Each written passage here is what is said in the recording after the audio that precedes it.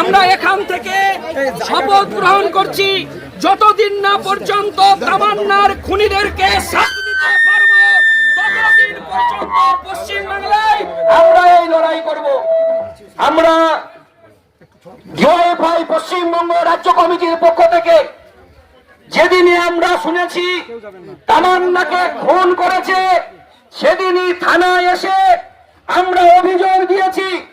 আজকে প্রথম এই মোলান্দি গ্রামে আমাদের ডিওয়াইএফআই এর শপথের মিছিলে উপস্থিত হয়েছেন তামান্নার মা এবং বাবা। আমরা তামান্নার মা বাবার হাতে ডিওয়াইএফআই এর শ্বেত পতাকা ধরে শপথ গ্রহণ করছি, যতদিন না পর্যন্ত তামান্নার খুনিদেরকে শাস্তি দিতে পারবো ততদিন পশ্চিমবাংলায় ডিওয়াইএফআই রাস্তায় থেকে লড়াই আন্দোলন সংগঠিত করবে।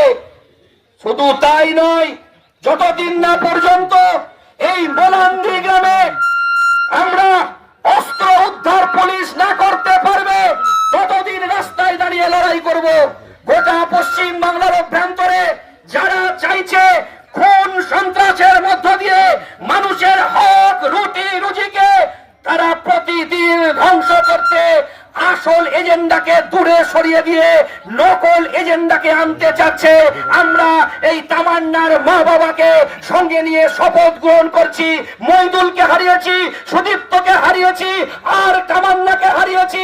একটার পর একটা লাশকে আমরা এই কানে বইয়েছি। আমরা তাই শপথ গ্রহণ করব, আর কোন তামান্নার লাশ আমরা দেখতে চাই না।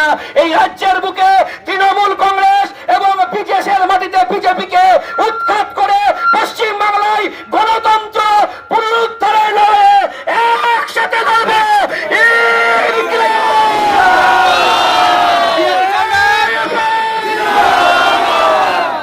তামান্নার মাকে আমি কিছু বলার জন্য অনুরোধ করব।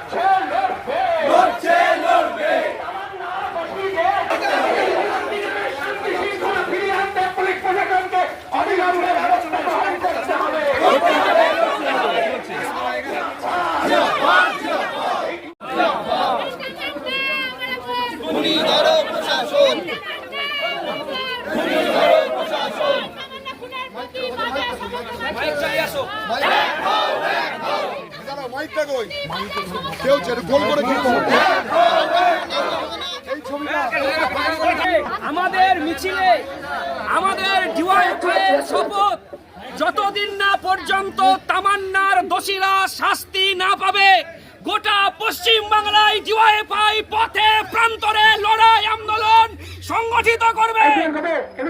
এবং এই গ্রামে যতদিন না পর্যন্ত অস্ত্র উদ্ধার হবে ততদিন পর্যন্ত আমাদের এই লড়াই চলবে এবং গোটা পশ্চিম বাংলায় আমাদের এই লড়াই জারি থাকবে। ওইখানে দাঁড়াও তো ভাই থাকবে